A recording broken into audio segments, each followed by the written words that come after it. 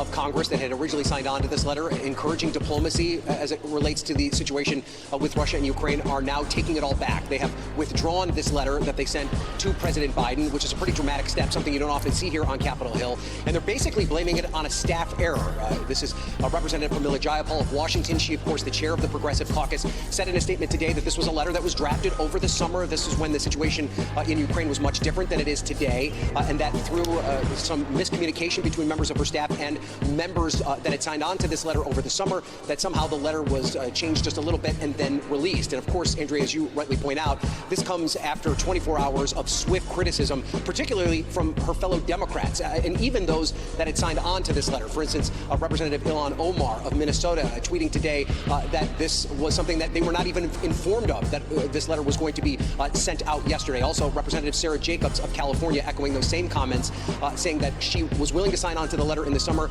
Around Russia and Ukraine, it just does not make sense. We're paying for the defense, right? We're giving them tons and tons of money. Biden has not articulated any point at which that will end. He has said as long as it takes, as much as it takes. So that's the difference that I think maybe Obama is slightly drawing here in saying that, in saying what the letter said from last week. Some Democrats thought this, and then again were forced to disavow ever even having this thought, that we would give Ukraine money, but we would say at the same time, look, we're giving you this money, but we're not going to give you this money forever, and we think there should be meetings. There need to be meetings between the U.S. and Russia, and Zelensky can be involved, of course, where we come to an end of this conflict without this going on any longer, which, again, it's costing us, it's hurting our economy. And there's a line that I think Obama is trying to draw in the sand here, being the great orator he is, I don't think Biden is. At some point this has to end, largely because, one, it's unpopular, but in addition to that, in this Ukraine-Russia conflict, it could go on for decades. There is no very short or easy way out, and I think that to not be in something that looks like without boots on the ground, Afghanistan, for instance, we don't want to have that level of presence. We don't want to have... This ain't even it. Your man Zelensky and his wife doing Vogue covers in the middle of a war.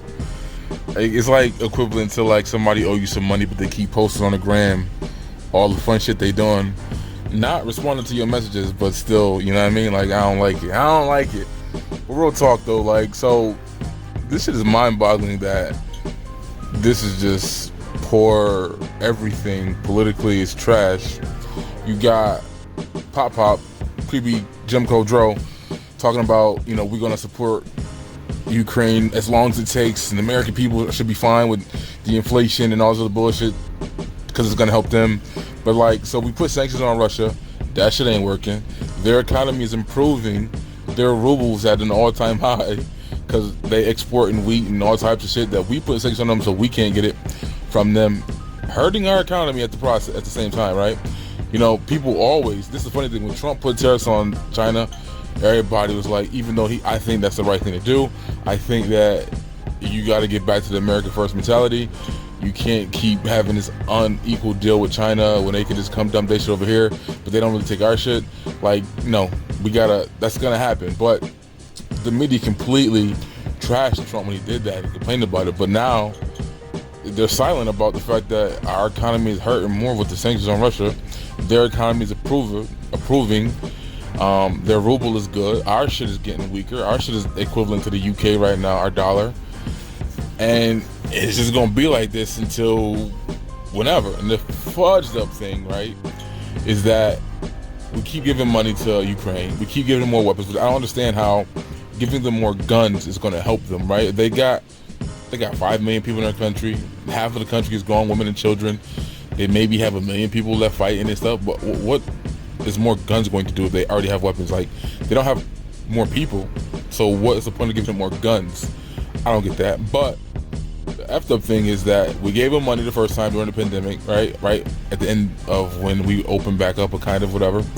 And then that money was used, because we talk about the money we give to foreign countries and all that, but most of that money is earmarked for them to buy weapons. So they take money from us, we give it our taxpayer dollars, goes over there, then they say you have to buy, you know, we make them buy with that money what we wanted to make, which is our weapons, so it's whatever.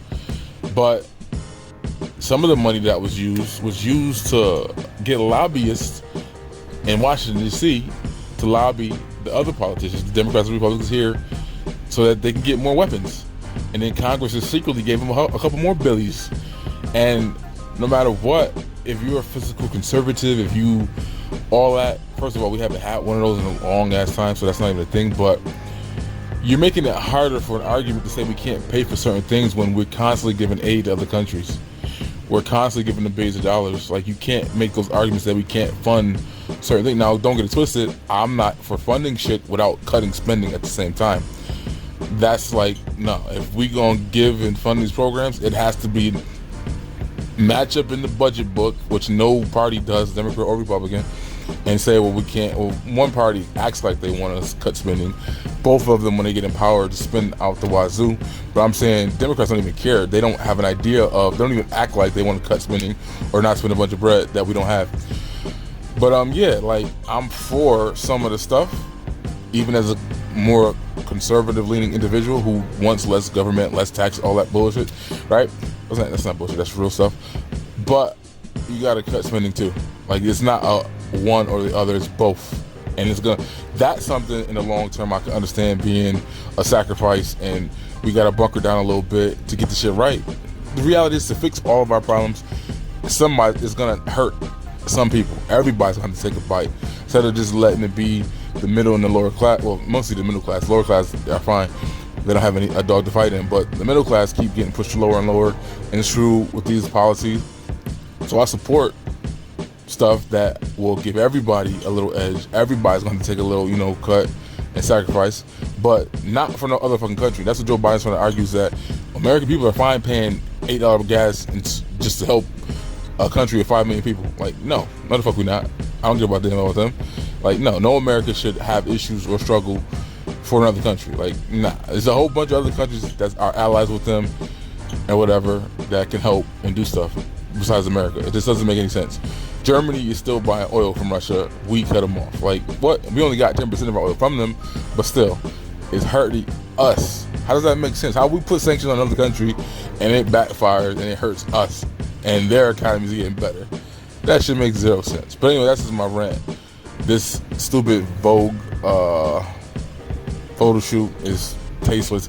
And not only that, but the shit that they're doing to Rand Paul and Tulsi Gabbard, as far as because they're questioning the war and they're questioning some of the stuff that's going on in Ukraine, right? Now they're put on disinformation lists, and like, how you gonna do that to 2 American senators, or 1 former senator, 1 current active military individual, Tulsi Gabbard?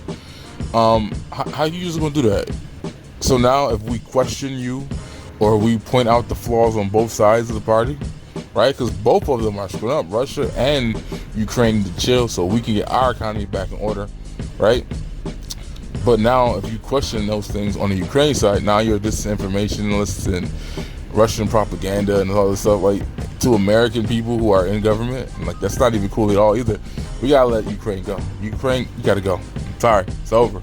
Like, you're doing too much. The photo shoots, the TV, like, all that, you're trying to, it's too much. We in that shit now. You and Russia do your thing and kiss and make up, and or just ceasefire, whatever you gotta do. But stop begging for money from Americans. Stop taking taxpayer dollars so you can take Vogue shoots and be on the gram flaunting off all this nonsense, and just chill. I just don't like it. It's a bad look. And Joe Biden says it's funny, like, Republicans get the whole rap of being for wars and whatnot, yet more wars have been started under Democratic politicians. Again, Bush might have had a screwed up one with his long ass 20-something year war that was stupid and unconstitutional and freaking a bunch of lies. Weapons of mass destruction didn't happen. Colin Powell got up there on Congress and shaked a little fake bottle of anthrax that ain't nothing was in it, but he probably was baby powder in there, some Johnson shit. Yeah, nonetheless, we're supposed to forget he did that because he didn't like Trump and his legacy was saved. I still think Condoleezza Rice is one of the smartest people who ever graced the White House, but she was part of that bull too. But this is a proxy war. We're in there. Think about that. No one wants to the left don't want to give Trump credit for not starting any new wars. Of course there's proxy wars. Of course there's shadow war shit we don't know about. We ain't supposed to. Shit that was in play before he got in office. That probably happened while he was in office, whatever. But he didn't start any new wars. They don't give him credit for that. And damn near Joe Biden, a year into his presidency, we're in a proxy war with Russia.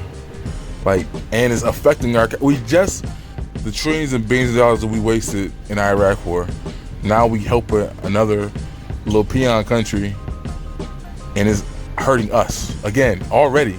Like, we just conceded to the point that we pulled out of Afghanistan, all that horrible, left a bunch of weapons, a bunch of money wasted right there and all that. But now we're doing this. Like, it don't make sense. Just chill. Just chill.